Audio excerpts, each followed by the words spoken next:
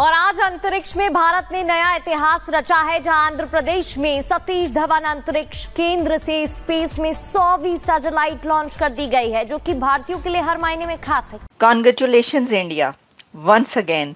कि आप हमें मौका देते रहते हैं कि हमें आपको मुबारकबाद देने का जो है वो चांस मिलता रहता है। अगर एवरीडे नहीं तो हर दूसरे दिन कोई ना कोई ऐसी खबर आ रही होती है जिसके ऊपर भारत को मुबारकबाद दी जा रही होती है। ये कहा जा रहा है कि जो इसरो है उसने ये एक हिस्ट्री बनाई है। इंडिया चौथा मुल्क है दुनिया के अंदर जो इस तरह की टेक्नोलॉजी रख रहा है। इससे पहले अमेरिका ने की, रशिया ने के पास थी और चाइना के पास थी। देखिए ये वो चीज़ें हैं। Basically Narendra Modi has been giving a lot of money इस हवाले से, स्पेस के हवाले से। इसरो ने अपना 100वां मिशन लॉन्च कर दिया है। श्रीहरिकोटा से इसरो ने GSLV F-15 रॉकेट को लॉन्च कर दिया। स्वदेशी क्रायोजेनिक स्टेज वाले रॉकेट को सतीश धवन अंतरिक्ष केंद्र श्रीहरिकोटा के दूसरे लॉन्च पैड से यहां पर लॉन्च किया गया है। कि Bharat is global leader now space में। ये मैं बात करना चाह रही हूँ। ये ना तारीख में लिखा जाएगा, लिखा जा रहा है, लिखा गया है कि जितनी तेजी के साथ एक कंट्री तरक्की कर रहा है और उसने अपने स्पेस में जितनी तरक्की कर ली है भारत ने इतनी कम ड्यूरेशन में, दिस इज अनबिलीवेबल और रिकॉर्ड है ये। और ये हमेशा रहेगा कि कोई कंट्री ऐसा था कि जिसने स्पेस में, बाकी तो आप इकोनॉमी और सब जगहों पर हम करते ही हैं बात, लेकिन स्पेस में भी जो कि बड़ा एक मुश्किल काम होता है, एक लोगों को जो दुनिया के ऐसे कंट्रीज़ के जो इस वक्त स्पेस में जिनकी मोनोपोली है हमेशा से, उनके साथ उनको टक्कर देना और उनके मुकाबले पर आकर खड़े होना, ये बड़ी बात है। Congratulations India, amazing. हम तो कहेंगे जी कॉन्ग्रेचुलेशंस मोदी साहब एंड कॉन्ग्रेचुलेशन जो इसमें शामिल है, सोमनाथ जी और जितने भी इसके पीछे वो ख़वातीन, इसरो की वो ख़वातीन के जो इसमें काम करती हैं, वो लेडीज़, वो महिलाएं। इसमें भी मुझे यकीन है कि ये जो मिशन है इसमें भी जो इसरो की महिलाएं हैं उनका बहुत हाथ होगा। सो इसमें आप समझ लें कि इंडिया के जो एम्बिशन है कि स्पेस मिशंस में, ठीक है जी, वो पूरे हो रहे हैं और इंडिया जो है वो फाइनली इस चीज़ में आ गया है। देखिए एक होती है पॉलिटिकल विल। इंडिया बेसिकली जो ग्रेट पार्ट स्टेटस है वो अचीव करना चाहता है और ग्रेट पार्ट स्टेटस को वो अचीव करने के लिए वो समझते हैं कि अगर आपको पैसे देने पड़े, मोमेंटम बिल्ड करने पड़ते हैं ना, ठीक है जी। और ये उन्होंने किए। इसरो का जो स्पेस एक्सप्लोरेशन प्रोग्राम है वो कहते हैं ये जी हमारी ये ब्रॉडर गवर्नमेंट स्ट्रैटेजी है कि हम scientific, economic and security benefit लेना चाहते हैं स्पेस कैपेबिलिटी के अंदर। अब एक तरफ अमेरिकन उनको तमाम किस्म की टेक्नोलॉजी दे रहे हैं, दूसरी तरफ country has a national ambition, ठीक है। मैंने वैसे कभी अपने वज़ीर-ए-आज़म से या अपनी हुकूमत से कुछ स्पेस के हवाले से बात नहीं सुनी। हो सकता है कोई अंदर खाते ही कोई बंद कमरे में बात चल रही हो, I don't know, frankly speaking मुझे नहीं पता। लेकिन मुझे इतना पता है कि कभी हमारे नेशनल लैंडस्केप पे इस पे बात नहीं हुई।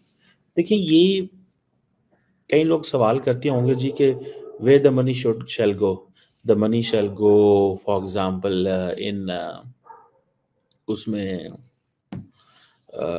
जानी चाहिए भूख ख़त्म करने में, हेल्थ में जानी चाहिए। तो ये जो पैसा इसरो पे लगाया जा रहा है ये स्कूलों में लगा दें, हेल्थ पे लगा दें। वो कहते हैं ठीक है हेल्थ पे भी लगा दें लेकिन इस सेक्टर पे भी लगाना ज़रूरी है, बिकॉज इंडिया के कितने अस्पताल बेहतर होंगे ये खबर जो है वो शायद इसकी वो वर्थ बहुत लेट होगी। ये एक ग्लोबल न्यूज़ है भाई, ये एक ग्लोबल न्यूज़ है। इसका आप इमेजिन कर लें, अब ये जो सारी की सारी स्पेस क्राफ्ट है, ये इसके साथ कैमराज हैं, वहाँ पे डिप्लॉय होंगे, ठीक है जी। रेडिएशन को वो मेजर करेंगे, स्पेस को मॉनिटर करेंगे, नेचुरल रिसोर्सेज जो हैं उधर वो उनको मरेंगे, कैमराज लगेंगे जाके, ठीक है ना जी। और वो इसरो का जो मकसद है वो कह रहा है जी कि we are going for economising our missions, ठीक है जी। ये करना बहुत ज़रूरी था भारत के लिए। एक तो ये है कि उन कंट्रीज़ की लिस्ट में शामिल होना जो कि जिनके पास ये है टेक्नोलॉजी और अचीवमेंट वो ये कर चुके हैं। तो अगर देखें ना, कोई भी कंट्री जो ये कहता है कि हम इस लिस्ट में हैं, तो फिर उसको वो सब करना पड़ेगा ना, जो कि उसके साथ के कंट्रीज ऐसे कर रहे हैं। वरना फिर ये कहा जाता कि जी ये तो बस नाम का नासा के साथ आप कर रहे हैं कि जी आपने ये कंपटीशन कर रहे हैं, वरना आपने ये भी नहीं किया, वह आपने तो अभी ये भी नहीं किया, ये भी नहीं किया, तो वो किसी को कहने का मौका नहीं देते। वो धड़ाधड़ अपने स्पेस मिशन, पहले देखिए आप, मून मिशन साउथ पोल पर, और बड़ी उस पर मुबारकबाद दी गई। वो एजेंसीज, वो कंट्रीज जो स्पेस में अभी बहुत आगे हैं, वो भी अभी वहाँ पर नहीं कर सके अपना मिशन, वहाँ पर इंडिया पहुँच गया। तो इंडिया इसमें स्पेस मिशन जो है ना अपने वो इख्तियार कर रहा है, जैसे कि सोलर मिशन। आदित्य L1 जो है वो भी एक ऐसा मिशन है जो तमाम कंट्रीज नहीं कर पाएंगे और ना ही करेंगे जो इस दौड़ में है वो भी। सारी चीज़ें करना ये कोई मजाक थोड़ा ही है, ठीक है, ये कोई मजाक थोड़ा ही है। अब जो साउथ पोल पे इंडिया उस वक्त गया था, ठीक है जी, अब वहाँ पे फ्रोजन वाटर है, लेकिन वो कहा जाता है कि वो जो शैडोड क्रेटर्स हैं उनके अंदर है, और वाटर की जो एलिमेंटल प्रॉपर्टीज़ क्या हैं, इंग्रेडिएंट्स क्या हैं, हाइड्रोजन, ऑक्सीजन, ठीक है जी, क्या ह्यूमन एक्टिविटी वहाँ पे। जब इंडिया माजरत चाहता हूँ, जब इंडिया वहाँ पे जाएगा जाएगा और शेयर करेगा, माजरत चाहता हूँ, जब इंडिया वहाँ पे अपनी वो जैसे कहते हैं ना कि दुनिया के बड़े प्लेटफॉर्म्स पे जाके अपनी चीज़ें ही शेयर करेगा, तो खुद ब खुद ये प्रेस्टीज है। मैंने आपको बताया था ना कि why Britain got nuclear weapons. There was no security threat. It was all about prestige. Prestige भी तो किसी चीज़ का नाम होता है ना। इंडिया इस वक्त जो वहाँ पे है, अब फॉर एग्जांपल जी साउथ पोल पे हम जाएंगे जी, चांद के, हम वहाँ पे जियोलॉजिकल सर्वे करने जा रहे हैं, चांद के अंदर कौन से मिनरल्स हैं, रेयर अर्थ मेटल्स कहाँ हैं, इलेक्ट्रॉनिक्स में हम उन्हें कैसे इस्तेमाल कर सकते हैं, हीलियम कहाँ पे है, एनर्जी कैसे वहाँ पे हो सकती है, ठीक है जी।